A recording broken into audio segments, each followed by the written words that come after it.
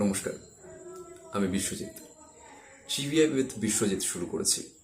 Trivia with বিশ্বজিতে খেলার কিছু দিক আপনার কাছে পৌঁছে দেওয়ার চেষ্টা করছি, খেলার কিছু তথ্য আপনার কাছে পৌঁছে দেওয়ার চেষ্টা করছি, কিছু লেজেন্ডসদের নিয়ে কথা বলার চেষ্টা করছি। আমার ইউটিউব চ্যানেল বিশ্বজিৎ গান, গল্প অ্যান্ড মোর, সেখানে শুরু করেছি নতুন সফর, নতুন জার্নি, ট্রিভিয়া উইথ বিশ্বজিৎ। আজকে বলবো তুলসীদাস বলরামের কথা। তুলসীদাস বলরাম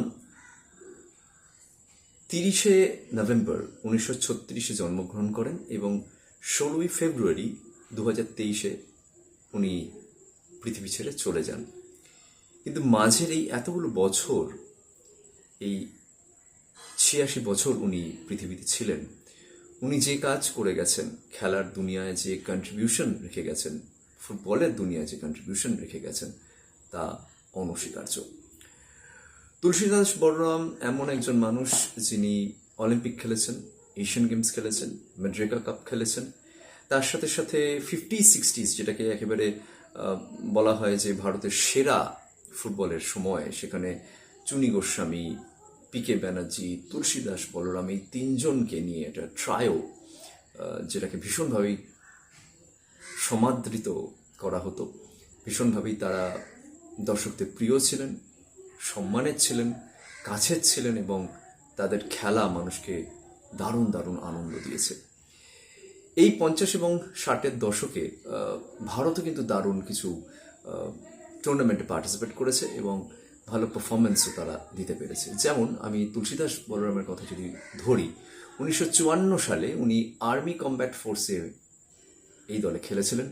55-তে রাইটার্স ক্লাব হায়দ্রাবাদে খেলেছিলেন। ইস্টবেঙ্গলে খেলেছিলেন 1961-62 এই সিজনে। তার ছাড়া 1958-তে উনি আইএফএ শিল্ড খেলেছিলেন। ম্যাড্রিকাতে যখন ভারত পার্টিসিপেট করে 1959 সালে, সে বছর ভারত রানার আপ হয়, সেই দলেও তুলসীদাস বলরাম ছিলেন। এছাড়াও অলিম্পিক্সে 1956 অলিম্পিক্স, যেটা কিনা মেলবোর্নে অনুষ্ঠিত হয়েছিল, ভারত 4র্থ স্থান অর্জন করে। সেই দলেও তুলসীদাস বলরাম ছিলেন। 1960-এর অলিম্পিক, যা কিনা রোমে হয়েছিল, সে বছর ভারত 3টে গোল দেয়, তার মধ্যে 2টো গোলই করেন তুলসীদাস বলরাম। এছাড়া 1958 Tokyo Asian games, 1962 Jakarta Asian games, এই সব কটা দলে কিন্তু তুলসীদাস বলরাম ছিলেন এবং 1962 জাকার্তা এশিয়ান গেমসে ভারত সে বছর সোনা পায়, যে দলে তুলসীদাস বলরামের কন্ট্রিবিউশন বিরাট ছিল।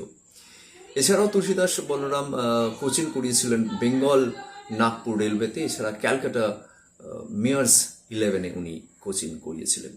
এই ফরওয়ার্ড পজিশনে খেলা, লেফট উইং এবং সেন্টার ফরওয়ার্ডে খেলা তুলসীদাস বলরামের যে খেলার গতি, যে তীব্রতা, যে তীক্ষ্ণতা, যে ধার, যে মজা, যে আগ্রেশন, সেটা সেই সময়ের যারা ফুটবল দেখতেন, দেখেছিলেন বা এখনও সেগুলো নিয়ে যারা রোমন্থন করেন, তারা ভীষণভাবেই বুঝতে পারছেন যে কত বড় মাপের প্লেয়ার হলেই এতগুলো পরপর টুর্নামেন্ট, সে অলিম্পিক্স থেকে এবং অন্যান্য টুর্নামেন্টস থেকে উনি পার্টিসিপেট করেছিলেন এবং উনি প্রত্যেকটা টুর্নামেন্টে, সে দেশে হোক বিদেশে হোক, ওনার ছাপ রেখে গেছেন, ছাপ ফেলে গেছেন। 1962-তে উনি অর্জুন অ্যাওয়ার্ডে সম্মানিত হন। 61-তে উনি ক্যালকাটা ফুটবল লিগের টপ স্কোরার ছিলেন এবং 1913 সালে পশ্চিমবঙ্গ সরকার তাকে বঙ্গবিভূষণে সম্মানিত করে। আজকে তুলসীদাস বলরামকে নিয়ে দু এক কথা ভাগ করে নিলাম ট্রিভিয়া উইথ বিশ্বজিতের এই সফরে। যদি আমার এই প্রেজেন্টেশন আপনার ভালো লাগে, অবশ্যই আমার চ্যানেলটি লাইক করুন, সাবস্ক্রাইব করুন, কমেন্ট করুন, শেয়ার করুন আর আমার পাশে থাকুন। ভালো থাকুন, আনন্দে থাকুন। Thank you.